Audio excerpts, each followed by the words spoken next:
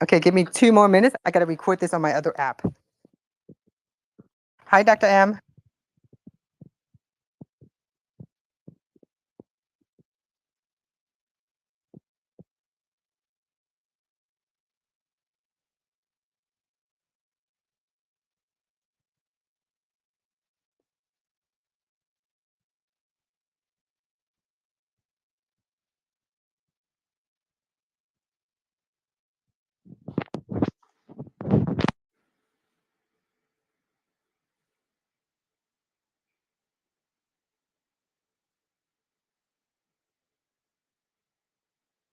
Okay, I pinned the reference on the board, and 2 more seconds. I had to go from across my studio to my other computer because I'm trying to record this at the same time.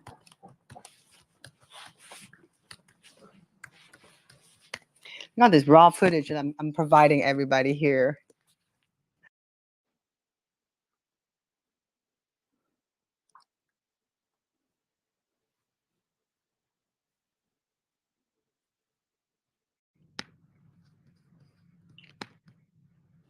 I think sometime I am like on Twitter for too long, maybe. Oh, here we go. I have to share this out real quick. Copy link.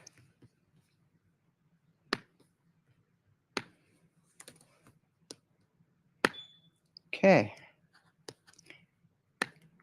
Okay, everybody, welcome. Today is our short health spaces where Dr. Kumar and I share some thoughts, especially some of the things that he deal with in his practice. And his office is LifeWell MD, and it's located in Palm Beach Gardens. And I really appreciate our weekly chat. Again, this is going to be a 30-minute Twitter Spaces. And so good afternoon, Dr. Kumar. How are you? I'm doing wonderful, Tonya. Thank you.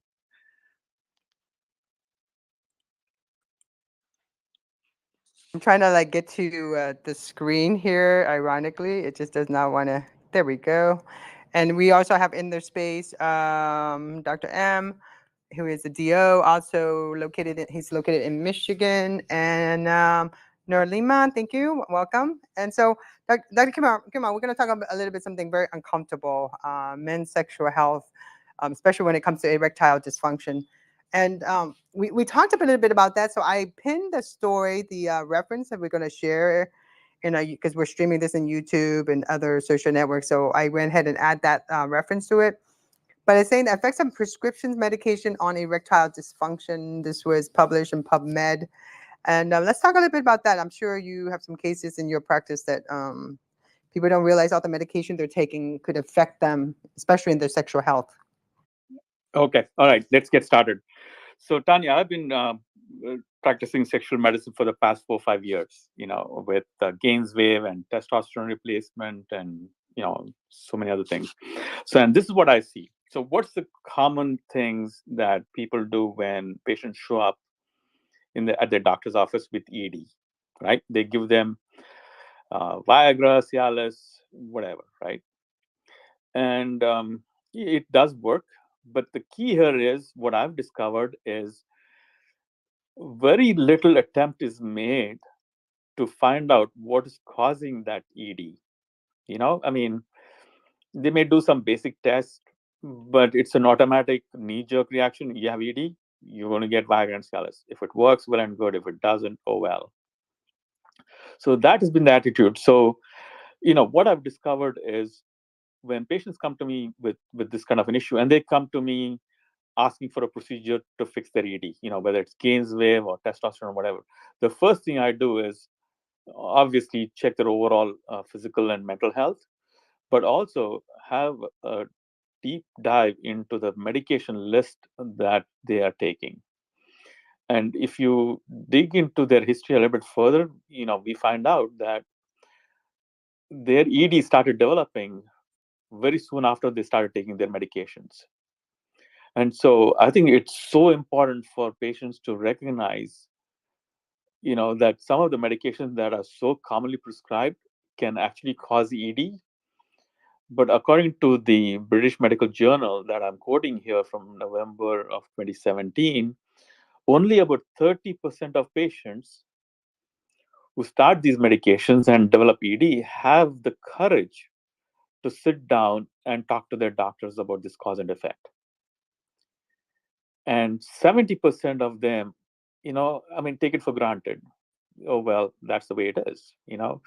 So there's some shame, there's some guilt in there that prevents them from kind of bring this out into the open, saying, "Doc, is there anything else that we can do? Is there an alternative?" And so the reason that I'm bringing this up, and want to kind of throw some sunlight on this is, I think it's high time for men, who are started on any kind of medications to kind of take a deeper dive into it. I mean, if your doctor does not know what's going on, at least there's so much of research available online. Put in the name of your medication and find out if it causes ED or contributes to ED. And if so, talk to your doc about it. Find an alternative. So that's the big picture that I want people to take away with. So let's kind of go through, and I'm going to share with you some of the common things that I see in terms of medications. So patients get, so number one, let's talk about um, the medications like finasteride and dutasteride. So finasteride and dutasteride is used to treat men with what's called benign hypertrophy of the prostate, and also for male pattern baldness. Now, the tragedy is most of these patients have been placed on testosterone, and then you come in with a medication that blocks the effects of testosterone. And these two medications, the finasteride and the dutasteride, contribute so heavily to erectile dysfunction that many times it's permanent even after you've taken the patients off this medication. And that is a tragedy. So on one side, they're getting testosterone, and the other side, the doctor has made the mistake of putting them on these testosterone blockers. So that is something that we really, really need to kind of be careful about. And this is what I see. When patients come in with their medication list, the first thing I see is, oh, dutasteride. For what? Oh, I have male pattern baldness. Okay. So, and my doctor also gave me testosterone. Oh, well, decide what you want. Do you want a full head of hair, or do you want to get rid of your erectile dysfunction and optimize your testosterone level? So that is something that we really need to delve in. Okay, so let's jump ahead. The other common medications that we use to treat are those that are used to manage blood pressure, hypertension. And the most common culprit out here is actually beta blockers. So the most common beta blockers are stuff like propranolol, metoprolol, stuff like that. So when we're talking about beta blockers, there are certain what are called cardioselective beta blockers that do not contribute to erectile dysfunction. And the name of that particular medicine is nebivolol. Okay, so if somebody's on beta blockers, whether after a heart attack or whatever, make sure you talk to your doctors about this, because it's one of the most common causes of erectile dysfunction. So go through your medicine cabinet, see if you're taking any of these beta blockers, and figure out, again, if your doctor says, listen, we recognize that this can cause ED, but you know what, if you want to save your life, you need to stay on this medicine. It's something that you need to think about and figure out what the best solution is for your particular situation.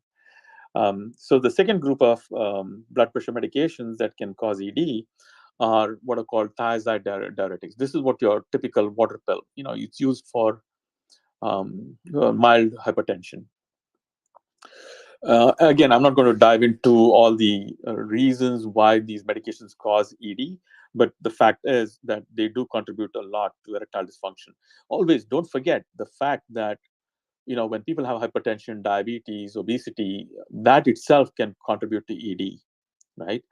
On top of that, you throw in these medications, it's just going to make things worse. So before we jump in and start treating ED or managing ED, you really need to get a good understanding of what's causing it, whether it's a primary medical issue, or it's a primary medical issue with the medications on board, or it's just the medications on board that's contributing to this. The third group are what are called potassium-sparing diuretics, and the spironolactone comes to mind. So that's something that we really need to figure out, and that has some major devastating effects. It increases prolactin levels, and that itself will contribute to erectile dysfunction. So it's something that people need to keep in mind. Now, having said that, there are some blood pressure medications that are also used commonly that actually help erectile function. And what are those? This is what surprised me. The ACE inhibitors, like lisinopril, and angiotensin 2 receptor blockers. Most common is what's called COSAR. These two medications will really help erectile function. So it may be a good idea for you to sit down with your doctors saying, what, if I'm on diuretics or I'm on beta blockers, is there any way we can switch it to ACE inhibitors or angiotensin 2 receptor blockers? So that's something that you can have a deep dive discussion with your physicians. The other big group of medications that contribute to ED are those that are used in psychiatry and neurological disorders. And so these are the most common antidepressant drugs that causes ED. I mean, and the reason for that is it manipulates. So any of these antidepressants will manipulate your dopamine system, your norepinephrine system, and your serotonin system. So all that kind of throws the body off to a loop that contributes to ED, whether it's neurogenic or hormonal or whatever. So what are the most common things that, the common drugs that causes ED among the antidepressant group? Sertraline, citalopram, paroxetine, fluoxetine, duloxetine, and then the older tricyclic antidepressants like imipramine. But the thing is, there are other drugs, antidepressants, that you may want to talk to your doctors about that have a minimal effect on erectile dysfunction, or stuff like bupropion. Again, there's a whole list up here that's there in this article. So all I'm saying is it's time for you to kind of go through with your physicians as to what is the most appropriate medication for you. Then among the antipsychotics, all first-generation antipsychotics contribute to ED. So haloperidol. But the newer second-generation antipsychotics do not cause as much of an effect on erectile dysfunction as the older medications. So the last group of medications are those that are used for treating seizures, anti-epileptics. So the old group, the old gang, like dilantin, phenobarbital, carbamazepine, topiramate, are all known to cause ED. Among those that do not or have minimal effect on erectile dysfunction are things like valproate, and I know a lot of my patients are taking gabapentin. So those are some of the alternatives that people can consider. And moving on to muscle relaxants. So I know there's a bunch of stuff that people use as far as muscle relaxants are concerned. So it's something that we're not sure. I think it's a personal issue. So those are the medications that include baclofen, benzodiazepines, that do cause erectile dysfunction, and something that people need to talk about. Then finally, we come to this big group of medications called H2 receptor antagonists. So the most common older medication was cimetidine. So cimetidine was used to treat GERD and problems with hyperacidity in the stomach. And so one of the problems that cimetidine was causing was gynecomastia. So that was a tip-off that cimetidine would be a big contributor to erectile dysfunction.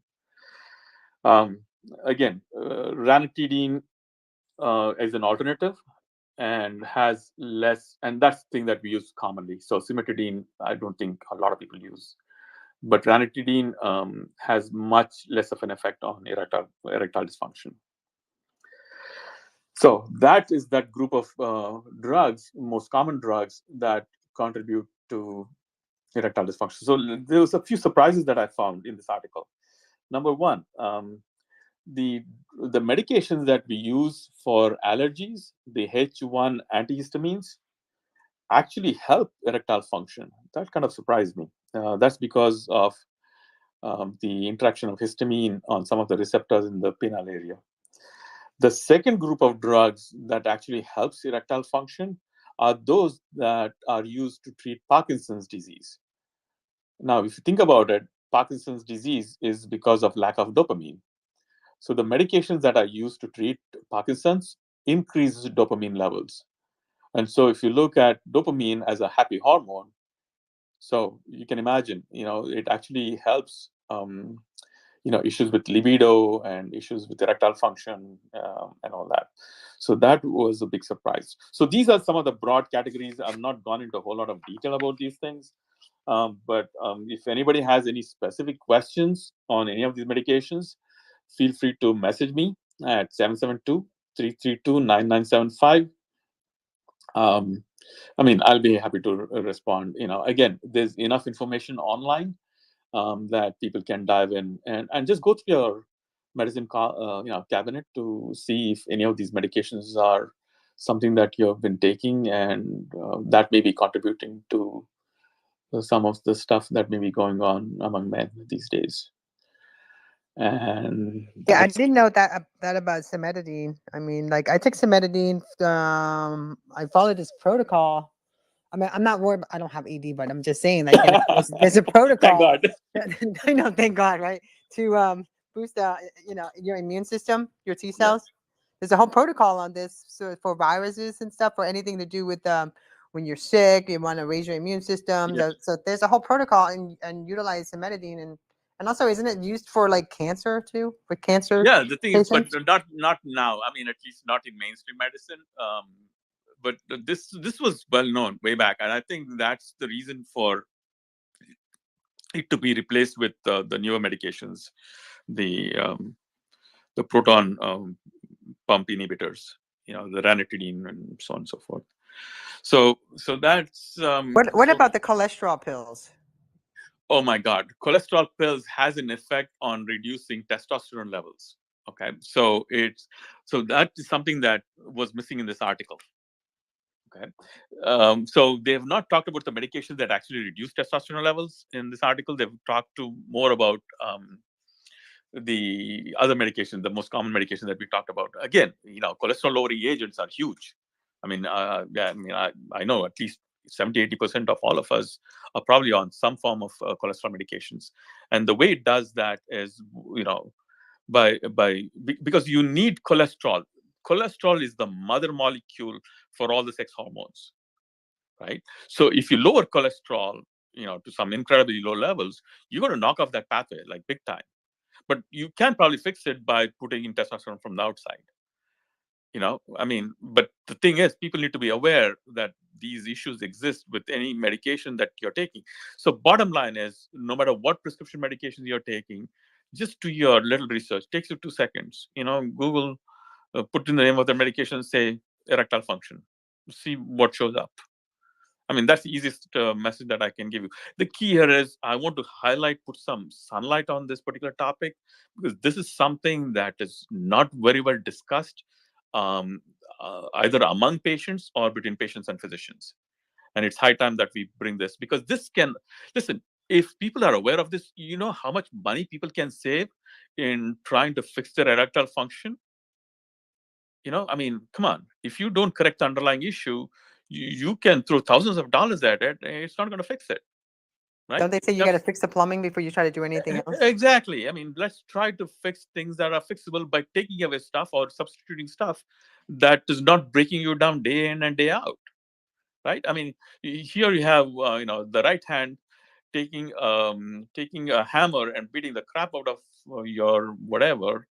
And then on the other side, you're trying to compensate for it by spending a ton of money on all kinds of procedures and getting frustrated because it's not working, because you continue to keep chipping away. It doesn't make sense. So the first line of offense is go through your medicine cabinet, look at every medicine, do your research, check it off.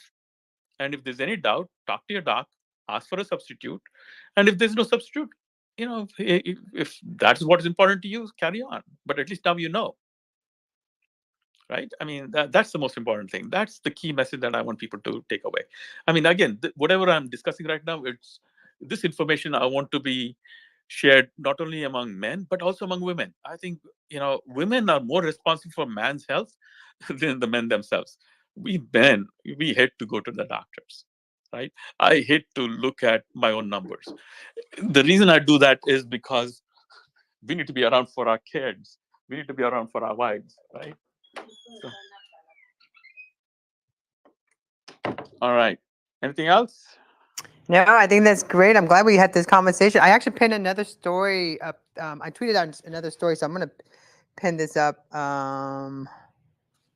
But I think it's important that this is a kind of conversation so that, especially for couples, I think if men and women understand each other's hormones and get to know each other in that sense, and so that you don't take it so personally. And like my man and I, we understand that, because being surrounding myself with doctors like Dr. Kumar and being able to talk about these kind of things is such an important part of our relationship. So I'm hoping that we're sharing this out and that people take a moment and listen to it. Again, this is only 30 minutes, and Dr. Kim, I appreciate you for being here, and thank you, Dr. M. And one of these days we'll get Dr. And when he's not busy, Dr. M can come join us and share his thoughts on his practice, because he's in Michigan. So awesome. Thank you, guys. Appreciate it. I got to go. thank you, Dr. Kumar. So we'll see you guys next week on Short Health Spaces, weekly, every Wednesday at 1:30 for 30 minutes. Again, thank you, everyone. Bye. Thank you. Bye. Bye.